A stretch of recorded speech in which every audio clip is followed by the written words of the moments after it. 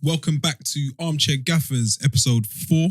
You have myself, Walks, Scorch, you're here with Jess, and we've got SB this week. He's on the naughty step. He was absent without leave, but it's for a good reason. It was his birthday, so if you can, please wish that man a very happy birthday in the comments. Okay. I would also like to mention, last week we carried out a little trial. We wanted to see if we could kind of hit you guys with some content that you weren't expecting. It wasn't scheduled. We didn't promote it.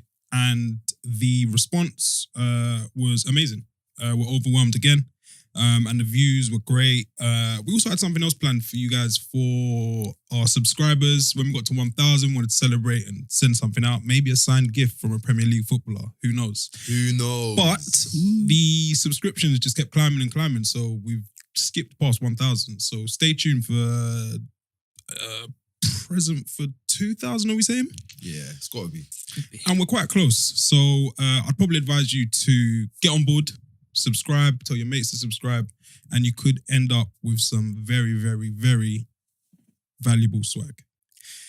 This week in football, it's been an international break, but that doesn't mean the world of football has stopped, because I know some of you have your own views on internationals and whatnot.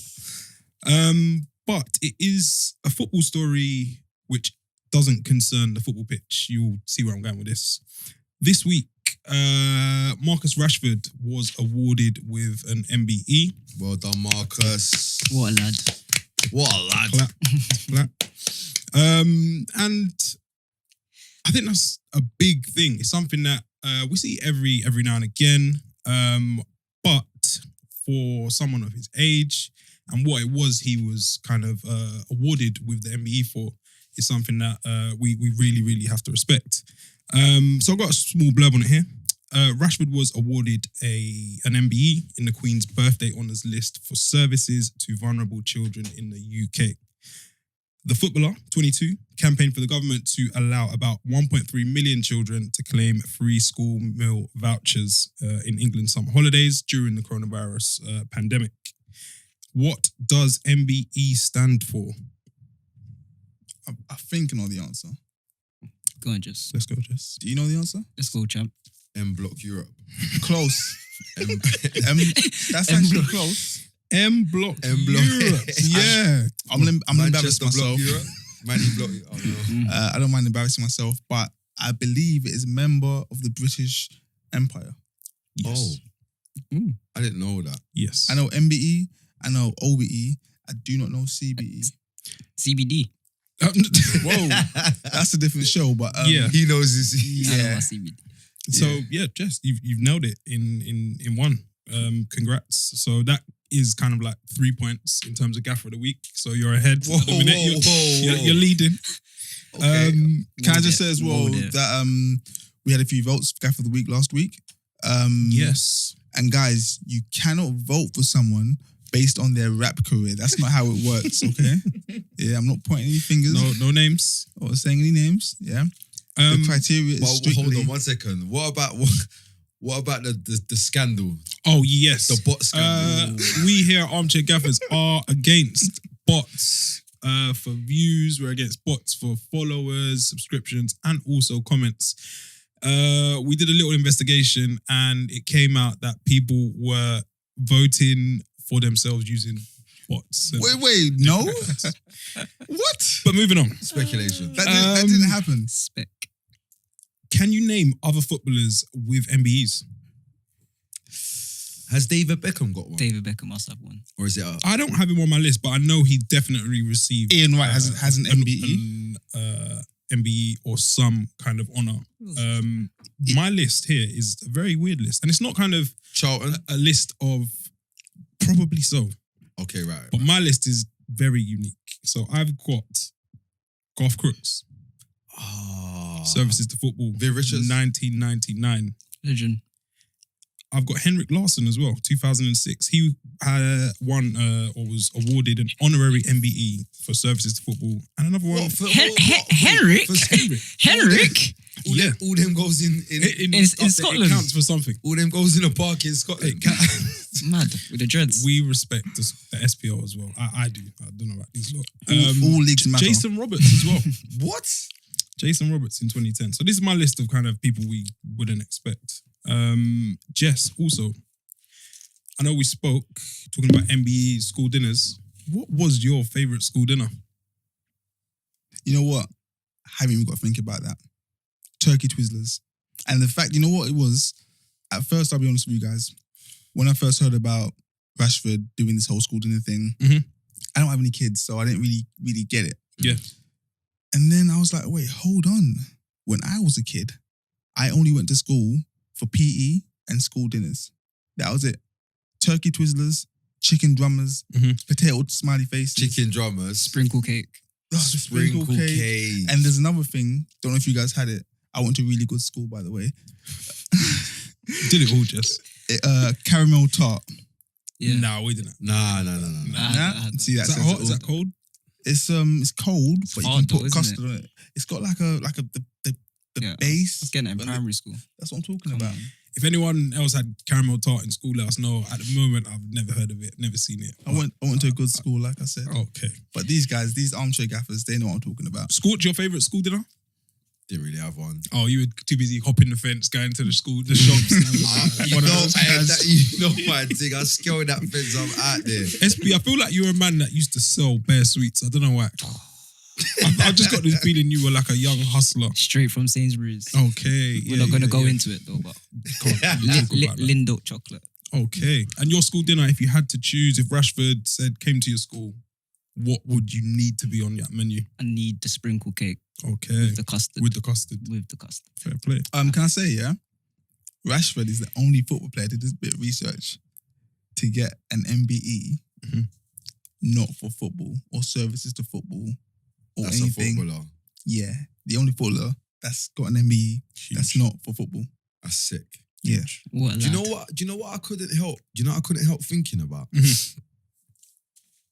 I couldn't help like looking at this Rashford stuff. This is all sick and that, yeah. And then just thinking about Sterling and thinking, what, like the way the two of them are viewed is so vastly different. It like same city. Obviously, like the stuff he's actually been knighted for is sick. But the way he's appreciated in the country by the media and the way Sterling's treated is just so different. And you probably, you wouldn't expect it coming from similar backgrounds, both young black players, affluent players. I'm not sure why they went after Sterling over Rashford. Like Do you think it's probably the immigrating from Jamaica? I feel almost like it's like there's at each moment in time there can only be so many of There's a quota. there's these people that are favourable and we need some people that aren't favourable. Yeah. And I look at it and I was, because I know it's nothing to do with each other, but I was just thinking to myself, what is it that actually Sterling has done? And I started really trying to think about it, and I was like, I actually can't think of one thing. Not even like a scandal you heard in the background that never kicked. Like, I mean, other than moving from one club to another club, Having ambition. which we have, Having ambition. which we have 2 transfer windows for. Yeah. For players to move from one club to another. The audacity of it. It's crazy. Like, I'm trying to work out what he's done. Like, Viewers, let us know. Armchair gaffers, let us know what Sterling has done wrong and Rashford has done right. Because I can't see it myself. There's different theories. But please do let us know. In terms of Rashford, in terms of his career, some people have joked online that this will be the peak of his career and the biggest moment in his career. Do we agree or disagree? I'm not going to sour this moment. I think that's okay. foul. He's done something wonderful. Let's just accept it and move on. But you got to ask yourself though, during this whole pandemic, Rashford's been out there giving out school meals. What's Paul Pogba been doing?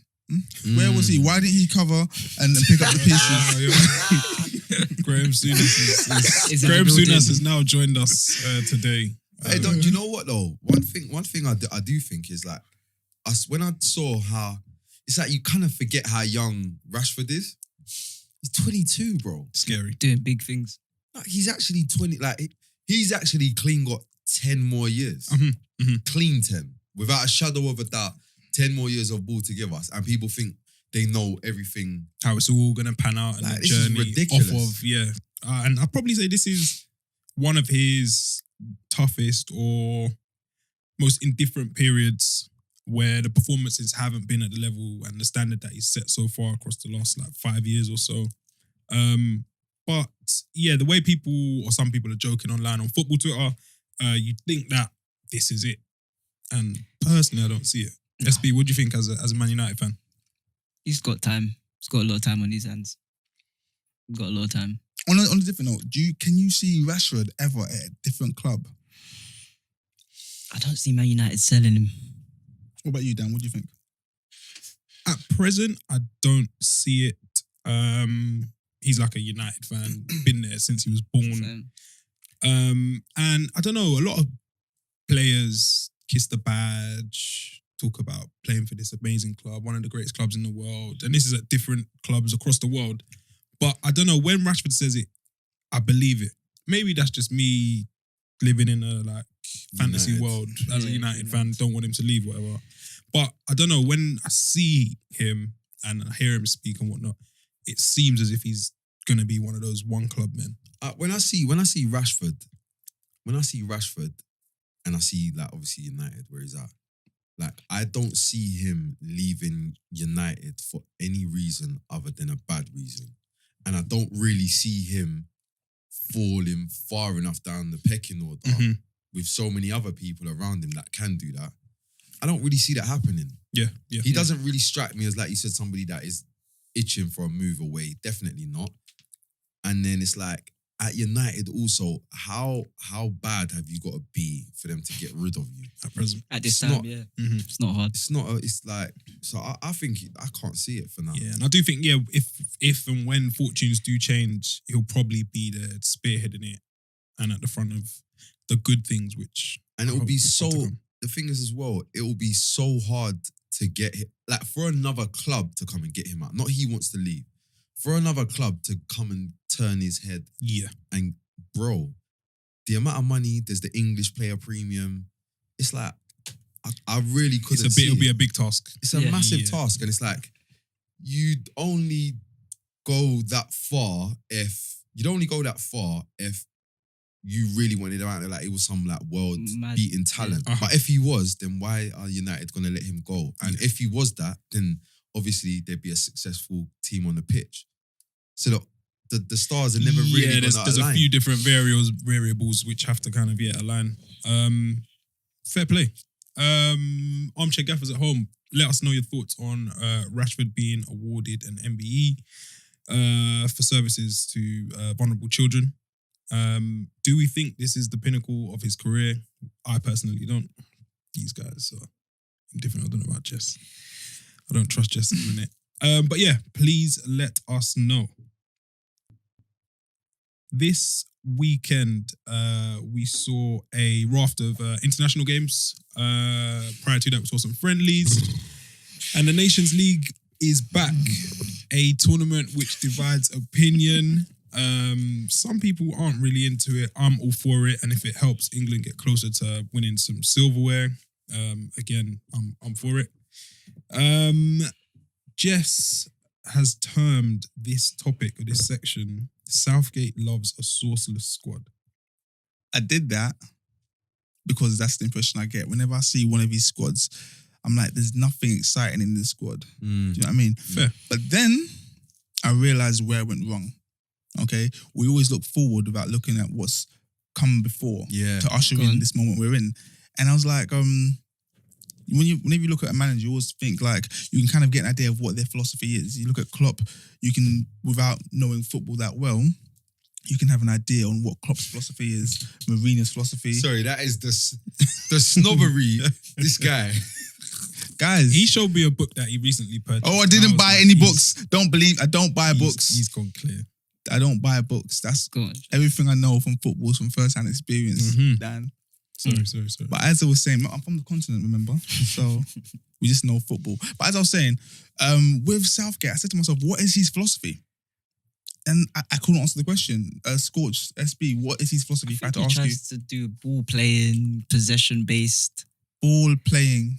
I'll be honest. It's At hard. first, it seemed like he was on the lots of. It seemed I kind of could see the whole possession based angle he was going down, and I thought I could see that. I could see what was going on, Mhm. and then somewhere along the line, now I don't know where we're at now. Different now. I After don't know. the World Cup, it just like he just changed. Yeah, There's Just changed. nothing worse than possession-based football for the meaningless sake possession. of Yeah, possession. Yeah. And then I said to myself, I was like, well, let me do some research and find out who he's actually. Before you get into your research, Go on. for viewers who might not have seen, I don't know where you've been, but England beat the best team in the world, FIFA rankings. They beat the best team in the world 2-1. The goals came via a dive from Jordan Henderson. We're going to call it what it is. It was a dive. And for some reason, the commentators didn't get onto him like they do for continentals or foreign players. But course. we move. And the second goal was a deflection from Mason Mount. The golden boy. He's got the new golden new- generation. He's got that golden. There's something that golden about him. deflection. I need to know what it is. And England are now top of the Nations League in Group B. That said, prior to the game, personally, I haven't seen such a negative reaction to a team sheet in a long, long time. The omission of Jack Grealish reared its ugly head again, and conspiracy theories were rife. Can we, as armchair gaffers, see any reason as to why Mason Mount starts ahead of Jack Grealish? I think for me, I think it's you know as a gaffer, sometimes you can make decisions, and it's more about making something your own than it is about what's actually gonna happen. It's more about I'm putting my stamp on it. Like this, Okay. Oh, everybody wants to tell me to.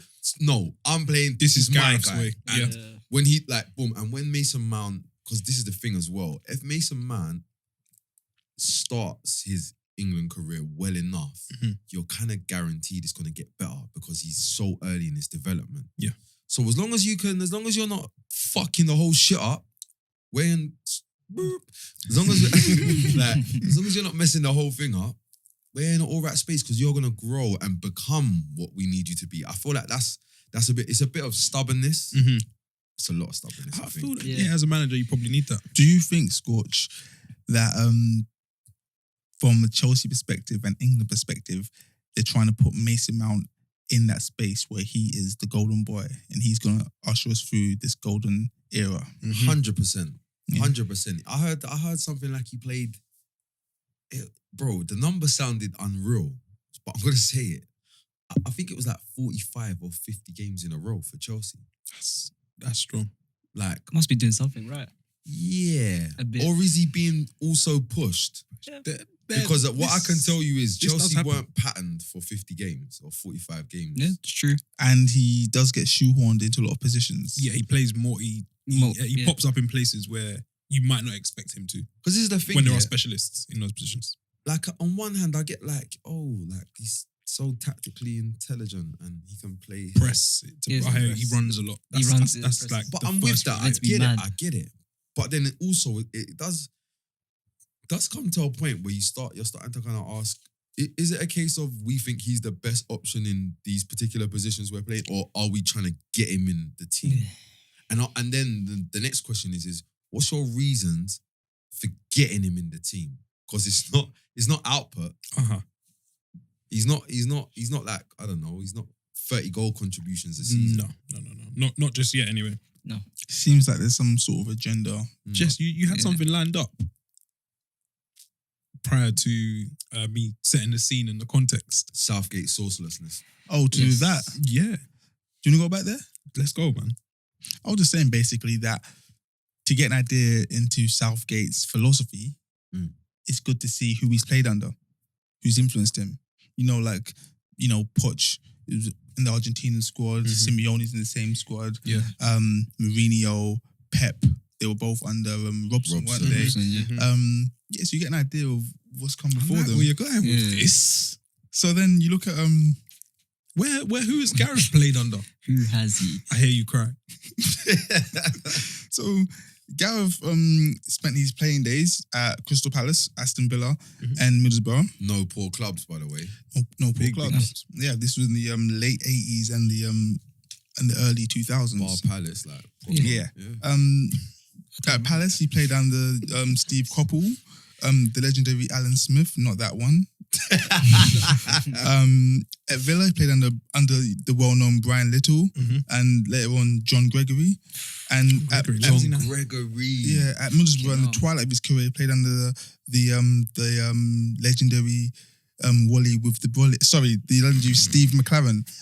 Oh, Steve. Yeah, and that's just at club level.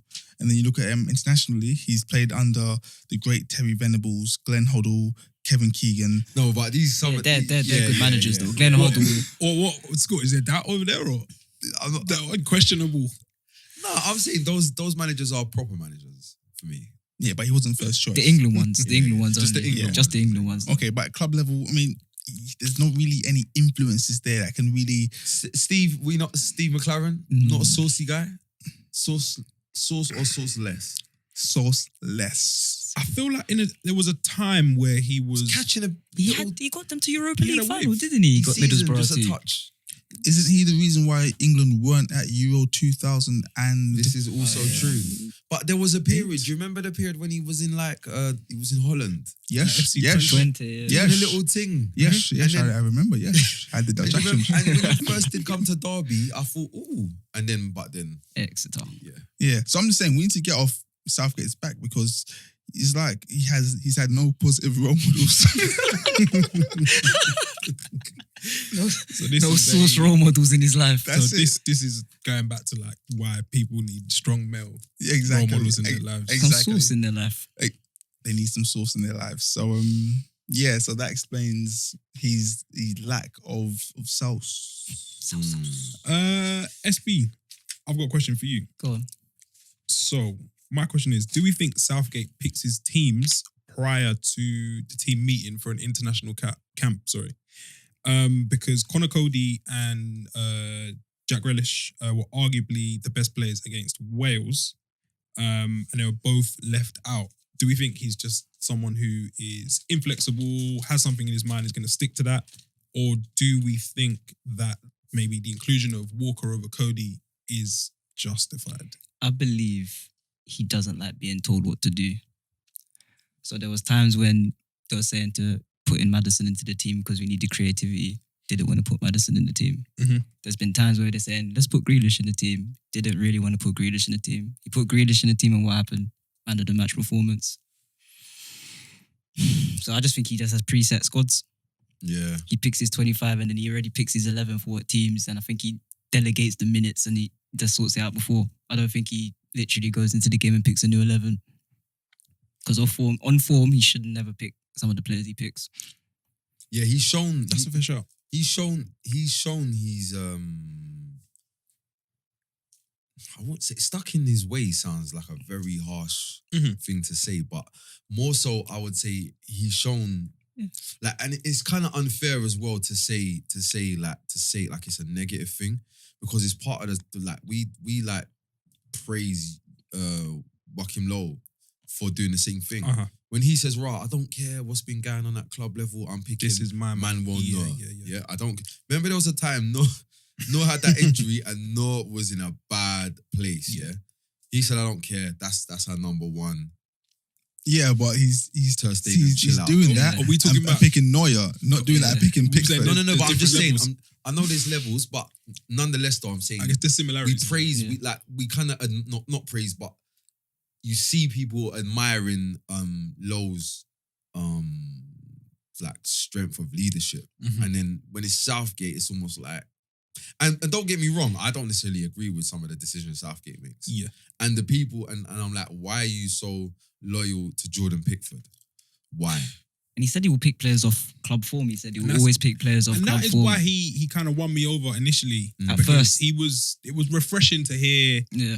The waistcoat. the waistcoat, the tailored waistcoat. I went out and bought mine. Play for the badge. Yeah, he was saying all the right Yeah, he things, was. but then I guess there are signs that it's kind of the same old kind of thing. Eric Dyer, yeah, this has got to be Bants.